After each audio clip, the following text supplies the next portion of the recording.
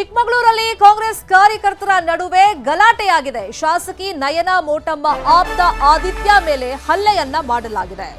ಮನೆಗೆ ನುಗ್ಗಿ ಹಲ್ಲೆ ಮಾಡಿದ್ದಾರೆ ಕಾಂಗ್ರೆಸ್ ಕಾರ್ಯಕರ್ತರು ಅನ್ನೋ ಆರೋಪಗಳು ಕೇಳಿ ಬರ್ತಾ ಇದೆ. ಶಾಸಕಿ ನಯನ ಮೋಟಮ್ಮ ಆಪ್ತ ಆದಿತ್ಯ ಮೇಲೆ ಹಲ್ಲೆ ಆಗಿರೋದು, ಮನೆಗೆ ನುಗ್ಗಿ ಕಾಂಗ್ರೆಸ್ನ ಕಾರ್ಯಕರ್ತರು ಆತನ ಮೇಲೆ ಹಲ್ಲೆ ಮಾಡಿದ್ದಾರೆ ಅಂತ ಆರೋಪ ಕೇಳಿ ಬಂದಿರೋದು. ಕಾಂಗ್ರೆಸ್ನ ರಾಹಿಲ್ ಶರೀಫ್ ಬೆಂಬಲಿಗರಿಂದ ಹಲ್ಲೆ ಆಗಿದೆಯಂತೆ. ವಿಡಿಯೋ ಆಡಿಯೋ ಮುಂದಿಟ್ಕೊಂಡು ಬ್ಲಾಕ್ ಮೇಲ್ ಮಾಡಿದಂತ ಆರೋಪದ ಹಿನ್ನೆಲೆಯಲ್ಲಿ ಈ ಹಲ್ಲೆ ಆಗಿದೆ ಅನ್ನೋ ಮಾಹಿತಿ ಇದೆ.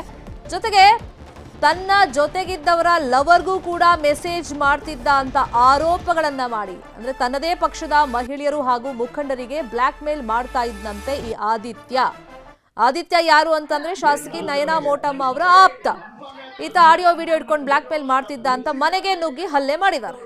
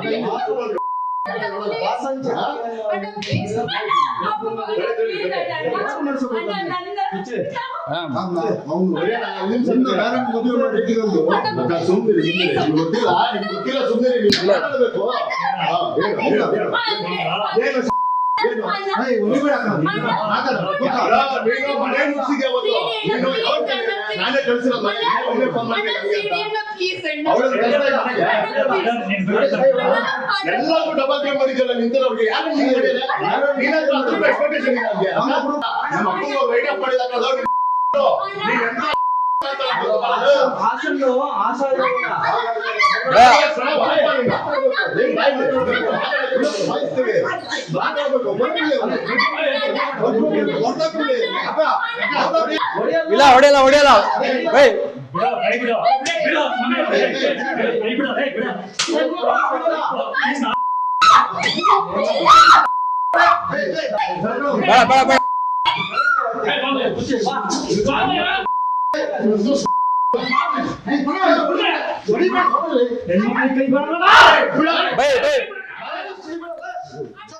ಇದೇ ವಿಚಾರವಾಗಿ ಇನ್ನಷ್ಟು ಡೀಟೇಲ್ ಆಗಿ ಇನ್ಫಾರ್ಮೇಶನ್ ಕೊಡ್ತಾ ಹೋಗೋದಕ್ಕೆ ಫೋನ್ ಸಂಪರ್ಕದಲ್ಲಿ ಕನೆಕ್ಟ್ ಆಗಿದ್ದಾರೆ ನಮ್ಮ ರಿಪೋರ್ಟರ್ ಯೋಗೀಶ್. ಈ ಆದಿತ್ಯ ನಯನ ಮೋಟಮ್ಮ ಆಪ್ತ ಅನ್ನೋದು ಗೊತ್ತಾಗಿದೆ. ಅಂದ್ರೆ ಆಡಿಯೋ ವಿಡಿಯೋ ಯಾವ ತರದಂತೆ, ಅದು ಹಣಕಾಸಿನ ವಿಷಯಕ್ಕೆ ಸಂಬಂಧಪಟ್ಟಿದ್ದ ವ್ಯವಹಾರದ ಅಥವಾ ಬೇರೆ ಅಶ್ಲೀಲವಾಗಿರುವಂತ ಆಡಿಯೋ ವಿಡಿಯೋ ಇಟ್ಕೊಂಡು ಬ್ಲಾಕ್ ಮೇಲ್ ಮಾಡ್ತಾ ಇದ್ದ? ಈತನ ಮೇಲೆ ಏನೆಲ್ಲ ಆರೋಪ ಇದೆ, ಮತ್ತೆ ಮನೆಗೆ ನುಗ್ಗಿ ಹೊಡೆದಿದ್ದಾರೆ, ಕಂಪ್ಲೇಂಟ್ ಏನಾದರೂ ಕೊಟ್ಟಿದ್ದಾರೆ ಈತನ ಮೇಲೀಗ?